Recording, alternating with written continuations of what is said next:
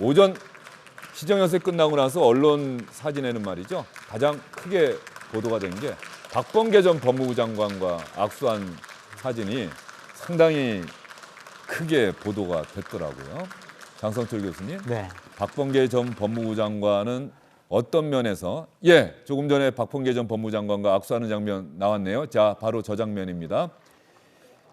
검찰총장 윤석열을 정치인 윤석열로 탈바꿈시킨 사법시험 동기, 연수원 동기.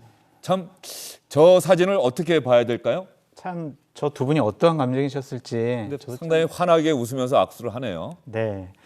그러니까 예를 들면 이제 저 사진 표정이 윤석열 검사였을 때 박근혜 정권 때 국정농단 사건 때문에 좌천당했을 때 상당히 박범계 당시 의원이 성렬이 형 하면서 응원도 많이 했다가 검찰총장 인사청문회 때는 또 검찰총장이 돼야 된다라고 옹호를 했다가 또 문재인 정권을 향한 여러 가지 수사, 조국 전 장관 수사를 했을 때는 기본적으로 박범계 법무부 장관이 호통도 치면서 당시 검찰총장이었던 윤석열 대통령에 대해서 상당한 수준의 공격을 하지 않았습니까?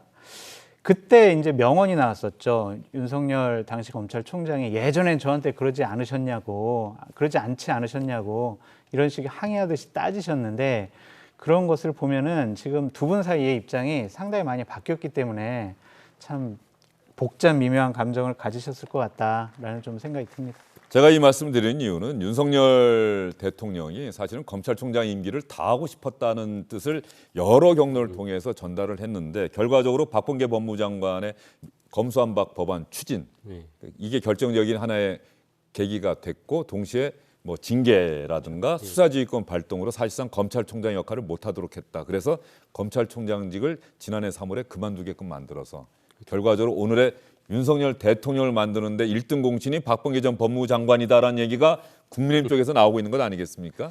네, 이제 박범계 장관 전에 이제 추미애 장관이 그렇죠. 있었죠. 이제 추미애 장관과 윤석열 검찰총장 간의 그 추윤 갈등, 그게 이제 너무 극심해지고 결국 그거를 그 당시에 총리도 추미애 장관에게 그 좀 자제시키려고 했고, 하지만 그게 이제 통하지 않았고, 심지어 뭐 청와대에서도 손났다라는 얘기가 들릴 정도로 갈등이 심하지 않았습니까? 그거를 이제 대신하러 박범계 장관이 들어갔는데, 그 박범계 장관이 이제 아까 전에 그 국정감사 때 한 얘기 중에 윤석열 그때 검찰총장에게 선택적 정의라는 단어를 또 썼었죠. 그래서 검찰의 어떤 모습에 대해서 굉장히 비판적인 상황, 그 입장을 가지고서 법무부 장관이 이제 되고 나서 굉장히 뭐 추미애 장관과의 갈등을 계속 이제 이어갔던 후반전이 됐던 것 같습니다. 이제 결국 그 과정에서 윤석열 검찰총장이 옷을 벗게 되는 뭐 과정까지 뭐 지금 말씀하신 대로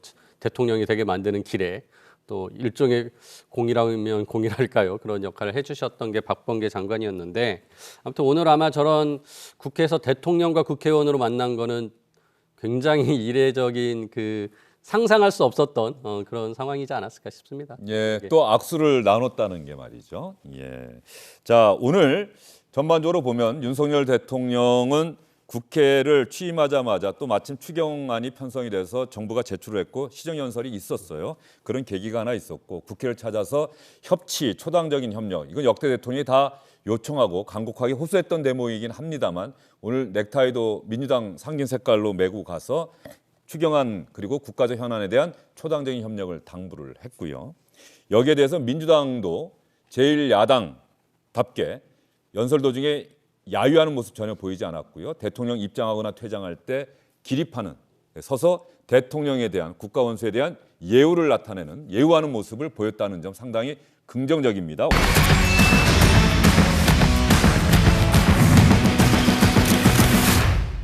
안녕하십니까, 주영진입니다. 더 많은 뉴스와 라이브 이벤트를 보고 싶으시다면 화면 오른쪽을 눌러서 구독해 주시기 바랍니다. 저희 SBS 앱을 다운로드 받으시면 뉴스 속보 알림도 받아보실 수 있습니다. 텔레비전으로도 SBS 뉴스, 유튜브로도 SBS 뉴스 잊지 마시기 바랍니다.